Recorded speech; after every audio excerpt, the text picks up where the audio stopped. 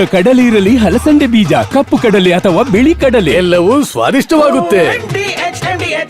BJP Congress ಮಧ್ಯೆ ತಾರಕಕ್ಕೇರಿದ watch ಸಮರ. ಚಳಿಗಾಲದ ಅಧಿವೇಶನದಲ್ಲಿ ವಾಚ್ ಕದನ ಜೋರಾಗುತ್ತಾ? ನನ್ನ ದುಡ್ಡಲ್ಲಿ ವಾಚ್ ತೆಗೆದುಕೊಳ್ಳೋ ಶಕ್ತಿ ಇದೆ ಎಂದ ಡಿಕೆ. ನ್ಯಾಷನಲ್ ಹೆರಾಲ್ಡ್ ಕೇಸ್ನಲ್ಲಿ ಡಿಕೆ ಬ್ರದರ್ಸ್ಗೆ ನೋಟಿಸ್. ಇದೆಲ್ಲವನ್ನು ನೋಡೋಣ ರಾಜಕೀಯ ನ್ಯೂಸ್ ಟಾಪ್ 9 ನಲ್ಲಿ. ಕಾರ್ಟಿಯರ್ ವಾಚ್. ಸಿಎಂ ಡಿಸಿಎಂ ಬ್ರೇಕ್ಫಾಸ್ಟ್ಗೆ ಸೇರಿದ್ದಾಗ ಇಬ್ಬರ ಕೈಯಲ್ಲೂ ಇದ್ದ ವಾಚ್. ಇದೇ ಕೈಗಡಿಯಾರ ರಾಜ್ಯ ರಾಜಕಾರಣದಲ್ಲಿ ವಾಗ್ಯುದ್ಧಕ್ಕೆ ವೇದಿಕೆ ಹಾಕಿಕೊಟ್ಟಿದೆ. ಒಂದೇ ಬ್ರಾಂಡ್ನ ವಾಚ್ ಇರೋದಕ್ಕೆ ವಿಪಕ್ಷಗಳು ನಾನಾ ಟೀಕೆ ಮಾಡಿದ್ವು. ಯಾವ ಘನಂದಾರಿ ಕೆಲಸಕ್ಕೆ ಇಂತಹ ಉಡುಗೊರೆ ಬಂದಿದೆ ಅಂತ ಭ್ರಷ್ಟಾಚಾರದ ಆರೋಪವನ್ನ ಮಾಡಿದ್ದರು. ಈ ಮಾತಿಗೆ ಕೆರಳಿದ್ದ ಡಿಕೆ ಅಫಿಡವಿಟ್ನಲ್ಲಿ ಘೋಷಿಸಿದ್ದೇನೆ ಎಂದಿದ್ರು. ಇದಕ್ಕೆ ಪ್ರತಿಯೊಂದನ್ನು ಹಿಡಿದು ತಂದ ಛಲವಾದಿ ಕೌಂಟರ್ ಕೊಟ್ಟಿದ್ದಾರೆ.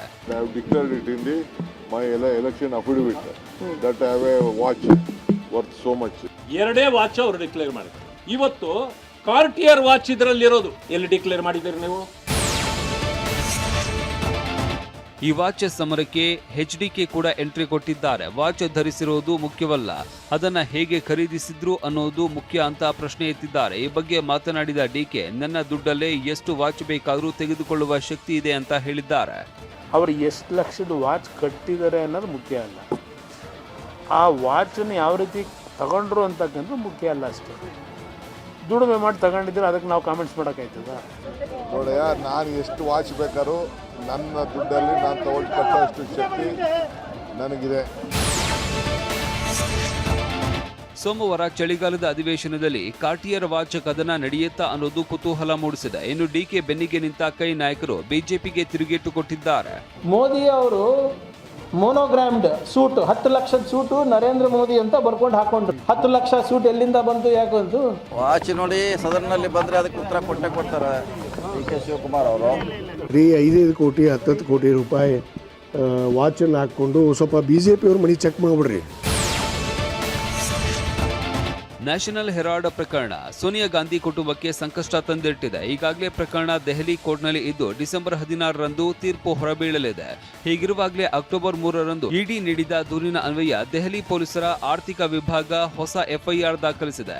ಸೋನಿಯಾ, ರಾಹುಲ್, ಸ್ಯಾಮ್ ಪಿತ್ರೋಡಾ ಹಾಗೂ ಇತರೆ 3 ಸೇರಿದಂತೆ 6 ವ್ಯಕ್ತಿಗಳು 3 ಸಂಸ್ಥೆಗಳ ವಿರುದ್ಧ ಕ್ರಿಮಿನಲ್ ಪಿತೂರಿಯ ಆರೋಪ ಹೊರಿಸಲಾಗಿದೆ.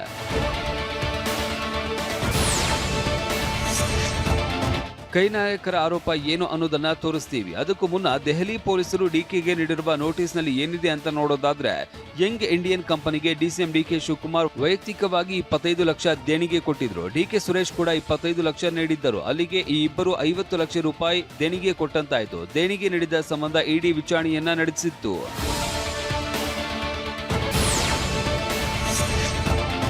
ಇಡಿಯ ಕೆಲವು ವರದಿಗಳ ಪ್ರಕಾರ ಡಿಕೆ ಅವರ ಟ್ರಸ್ಟ್ಗಳಿಂದ 2.5 ಕೋಟಿ ದೇಣಿಗೆ ಹೋಗಿರುವ ಆರೋಪ ಇದೆ. ಈ ಸಂಬಂಧ ಸುದೀರ್ಘ ವಿಚಾರಣೆ ಕೂಡ ಆಗಿತ್ತು. ಸದ್ಯ ದೆಹಲಿ ಪೊಲೀಸರು ಡಿಸೆಂಬರ್ 19ರ ಒಳಗೆ ವಿಚಾರಣೆಗೆ ಬರುವಂತೆ ನೋಟಿಸ್ ಕೊಟ್ಟಿದ್ದಾರೆ. ಹಣಕಾಸಿನ ವಹಿವಾಟಿನ ವಿವರ ಕೇಳಿದ್ದಾರೆ.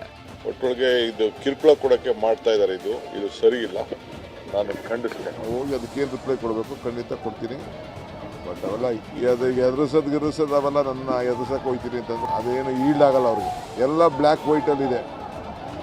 ನಮ್ಮ ಪಾರ್ಟಿಗೆ ನಾವು ದುಡ್ಡು ಕೊಡೋದು ಇನ್ಯಾರ್ದು ಕೊಡೋಣ? ಡಿಕೆ ಈ ಮಾತಿಗೆ ಸಚಿವರು ಕೂಡ ಧ್ವನಿಗೊಳಿಸಿದ್ದು, ಡೊನೇಷನ್ ಕೊಟ್ರೆ ತಪ್ಪೇನು ಎಂದಿದ್ದಾರೆ. ಆದರೆ ಮಾಜಿ ಸಚಿವ ರಾಜಣ್ಣ ಡಿಕೆಯದ್ದು 128 ಕೇಸ್ ಇದೆ, ಯಾವುದಕ್ಕೆ ಕೊಟ್ಟಿದ್ದಾರೆ ಯಾರಿಗೊತ್ತು ಎಂದಿದ್ದಾರೆ. ನಿಮ್ಮ ಹತ್ರ ಪೂರ್ಣವಾದ ಮಾಹಿತಿ ಇದ್ರೆ ನೀವು ಅದನ್ನ ನನಗೆ ಹೇಳಿದ್ರೆ ಅದ್ರ ಮೇಲೆ ನಾನು ರಿಯಾಕ್ಷನ್ ಹೇಳ್ಬಲ್ಲ. ನೋಟಿಸ್ ಕೊಟ್ಟಾದ ಕ್ಷಣಕ್ಕೆ ಅವರು ಇದಕ್ಕೆ ನ್ಯಾಷನಲ್ ಹೆರಾಲ್ಡ್ಗೆ ಕೊಟ್ಟಿದ್ದಾರೆ ಅಂತ ಏನಿಲ್ಲ. ಅವರು 128 ಇದ್ದಾವೆ. ಅದರಲ್ಲಿ ಯಾವ್ದ್ರಲ್ಲಿ ನೋಟಿಸ್ ಕೊಟ್ಟವರು ಯಾರಿಗೆ ಗೊತ್ತು? ರಾಜ್ಯ ಸರ್ಕಾರದ ವಿರುದ್ಧ ಮಾತನಾಡೋದಕ್ಕೆ ರಾಜ್ಯ ಬಿಜೆಪಿಯಲ್ಲಿ ನಾಯಕರೇ ಇಲ್ಲ ಅಂತ ಶಾಸಕ ಬಸನಗೌಡ ಯತ್ನಾಳ್ ಪಾಟೀಲ್ ವಾಗ್ದಾಳಿ ನಡೆಸಿದ್ದಾರೆ. ಬಿಎಸ್ವೈ ಸಿಎಂ ಆಗಿದ್ದಾಗ ವಿಜೇಂದ್ರ ನಕಲಿ ಸಹಿ ಮಾಡಿದ್ರು. ನಕಲಿ ಸಹಿ ಮಾಡಿದ ದಾಖಲೆ ಸಿಎಂ ಡಿಸಿಎಂ ಬಳಿ ಇದೆ. ವಿಜೇಂದ್ರ ಮಾತನಾಡಿದ್ರೆ ದಾಖಲೆ ಬಿಡಬೇಕಾ ಅಂತಾರೆ. ಹೀಗಾಗಿ ಒಳ್ಳೆಯ ಬಜೆಟ್ ಅಂತ ವಿಜೇಂದ್ರ ವರ್ಣಿಸ್ತಾರೆ ಅಂತ ಕಿಡಿಕಾರಿದ್ರು. ವಿಧಾನಸಭೆಯಲ್ಲಿ ಏನಾದರೂ ವಿಜೇಂದ್ರ ಎದ್ದು ನಿತ್ರ ಫೈಲ್ ತರಲ್ಲ ಅಂತ ಕೇಳ್ತಾನೆ ಡಿಕೆ ಶಿವಕುಮಾರ್. ಇಲ್ಲ, ನಾವು ಆ ರೀತಿಯಲ್ಲ, ಸನ್ಮಾನ್ಯ ಅಧ್ಯಕ್ಷರೇ ಮುಖ್ಯಮಂತ್ರಿಗಳಿಗೆ ಅಭಿನಂದನೆ ಸಲ್ಲಿಸ್ತೀನಿ. ಯಾಕಂದ್ರೆ ಅವರು ಭಾಳ ಒಳ್ಳೆಯ ಒಂದು ಬಜೆಟ್ ಕೊಟ್ಟಂತ ಒಬ್ಬ ರಾಜ್ಯಾಧ್ಯಕ್ಷ ಹೇಳ್ತಾರೆ. ಅಂದಾಗ ಬಿಜೆಪಿಯಲ್ಲಿ ಸತ್ತಿದೆ. ಸಿಎಂ ಡಿಸಿಎಂ ಇಬ್ಬರು ಸೇರಿ ರಾಜ್ಯ ಲೂಟಿ ಮಾಡ್ತಾ ಇದ್ದಾರೆ ಅಂತ ಶಾಸಕ ಯತ್ನಾಳ್ ವಾಗ್ದಾಳಿ ನಡೆಸಿದ್ದಾರೆ. ಕಾರವಾರದಲ್ಲಿ ಮಾತನಾಡಿದ ಅವರು, ಕೈಗಾರಿಕೆ ತರುವುದು ಸೇರಿದಂತೆ ಅಭಿವೃದ್ಧಿ ಕುರಿತು ಮಾತನಾಡಲ್ಲ. ಬೆಳಗಾದ್ರೆ ದುಬಾರಿ ವಾಚ್ ಧರಿಸಿ ತಿಂಡಿಗೆ ಹೋಗೋದು. ಸಿಎಂ ಡಿಸಿಎಂ ಸೇರಿ ಜನರನ್ನ ಹುಚ್ಚರನ್ನಾಗಿ ಮಾಡ್ತಾ ಇದ್ದಾರೆ. ಇವರಿಬ್ಬರದ್ದು ಕೇವಲ ತಿಂಡಿಗೆ ನಿಂತಿಲ್ಲ ಅಂತ ಯತ್ನಾಳ್ ವಾಗ್ದಾಳಿ ನಡೆಸಿದ್ದಾರೆ. ವಾಹ್, ಯಾಕೆ ಈಗ ಬಂತ ಸ್ವಾದ? ಖಂಡಿತ ಈಗ ಬಂತು ಅಸಲಿ ಸ್ವಾದ. MDH chunky chaat masala life ಅಲ್ಲಿ ಅಸಲಿ ಸ್ವಾದ ತರುತ್ತೆ. ಅಸಲಿ ಮಸಾಲ, ಎಸ್ ಎಸ್ MDH